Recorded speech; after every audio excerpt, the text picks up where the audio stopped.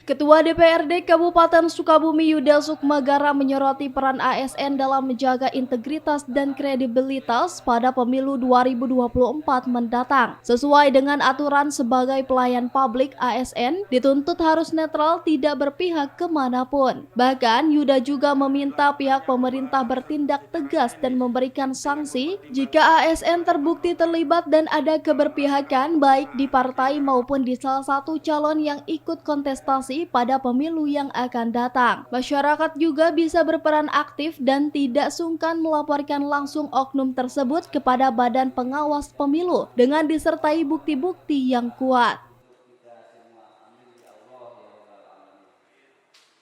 Nomor 7 tahun 2017 tentang pemilu tentang pemilu. Nah, itu soal ASN, jika ASN tentang kenetralan seperti itu. Nah, itu tanggapannya seperti apa, Pak? Ya, pasti sesuai dengan undang-undang tersebut ya. Undang-undang tersebut sudah jelas ya menyiratkan bahwa netralitas tentang pemilu pastinya ASN, TNI Polri itu harus netral, tidak boleh masuk ke dalam politik praktis, tidak boleh pun juga menggiring salah satu calon untuk ikut serta di dalam pemilu tersebut. Saya rasa itu sudah jelas, sudah sangat kuat dan sanksinya pun juga ada di sana. Kalau nggak salah ada sanksi yang cukup berat. Jadi saya sih di sini sesuai dengan tunduk dan taat terhadap aturan, tunduk dan taat terhadap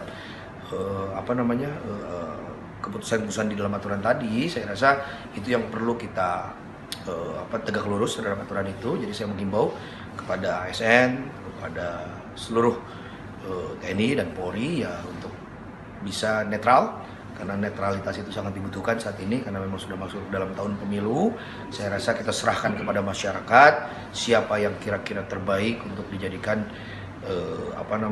wakil-wakilnya nantinya, baik di DPRD maupun DPRD provinsi maupun di DPR RI dan maupun nanti di pilkada yang akan berlangsung di Kabupaten Sukabumi di 2024 yang akan datang.